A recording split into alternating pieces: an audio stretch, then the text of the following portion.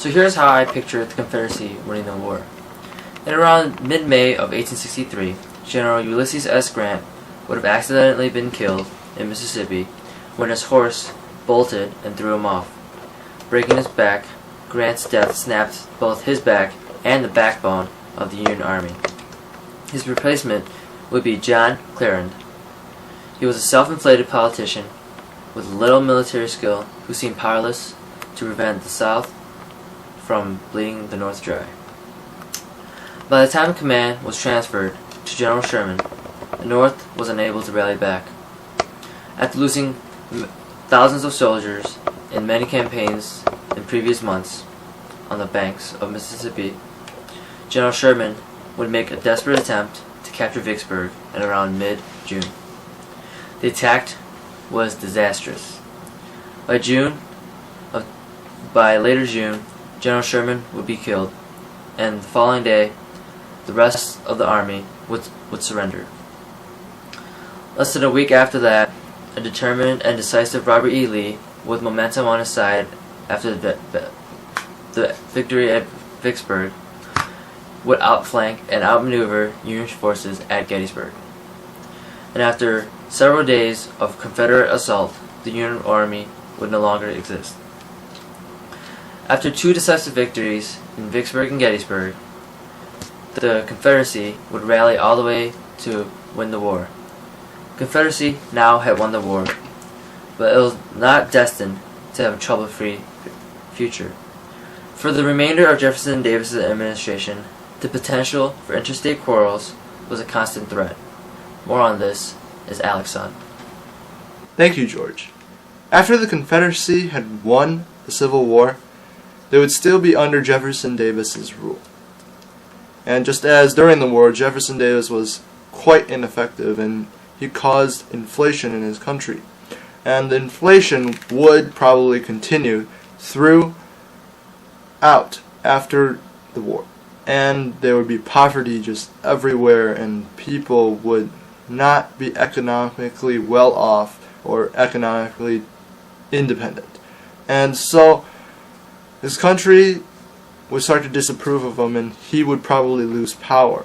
And furthermore, he was a very contradictory leader as he went against his own country while taking control.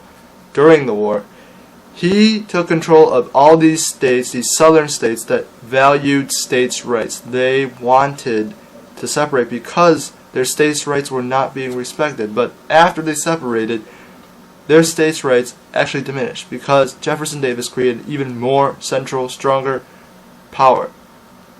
So there's much more federal power over these states. And just probably these states will eventually split up as their interests differ. Some states will value slavery more than others probably as industrialization occurs. And now that we're talking about slavery, what would happen with these slaves?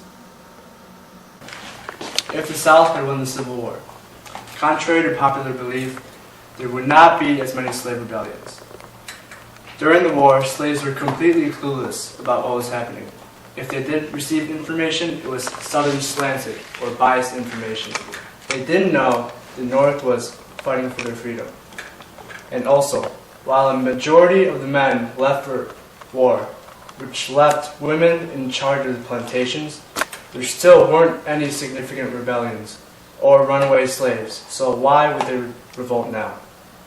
Because of the South's previous dependency on the North's economy, they would have a very hard time recovering from the loss.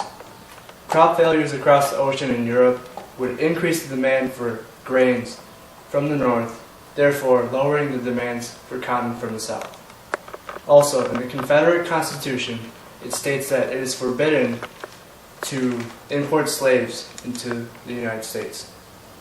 With no slaves coming in, it is inevitable that slavery ends.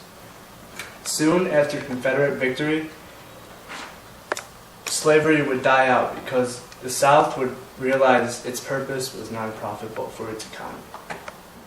Thank you, Andrew. Well, as you can see, Jefferson Davis is very weak in governing, and probably he will be succeeded by Robert E. Lee. And one thing I want to add is something that Lincoln said. If I could save the Union without freeing any slaves, I would do it. If I could save the Union by freeing all slaves, I would do it. What I do about slavery and the colored race, I do because I believe it saves the Union. Well, as you can see, Lincoln values so much his country's interest, and probably all the Confederate states would value their interests as well. And because of this, these states would separate. But then, in the far future, when slavery is non-existent anymore, as they will realize that slavery is immoral, and because Southern America would want to enter the global community, probably they will function with North America much more cooperatively, and they'll function as one and go on to World War II, World War I, all the other things that occur around the globe, and maybe even they'll come back together again. Otherwise, they'll just remain as separate states, somewhat like Europe. Thank you very much for your time and patience and attention. Have a great summer.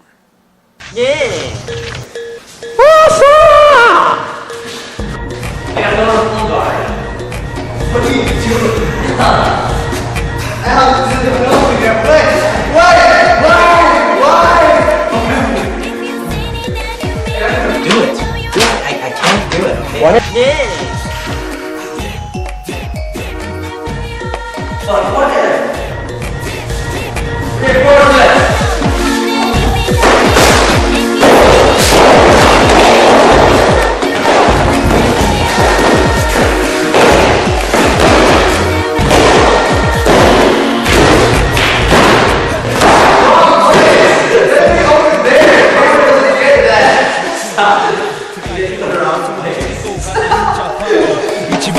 Jump around, start girando the van. Teriyaki boys in the place.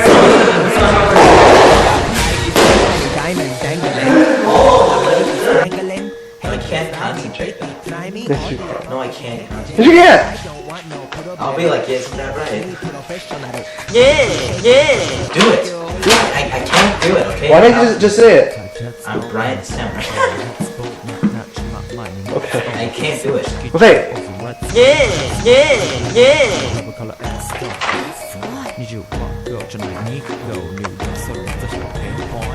Isn't that right, guys? Yes. Yeah! Yeah! Yeah! Yeah! Yeah! When the Civil War. Contrary to popular belief, slave rebellions did not occur. Introduce yourself. I'll do that later. Don't record. What do you mean? Yeah! I'm George E. Playing live for WGS. White guys new. Yeah!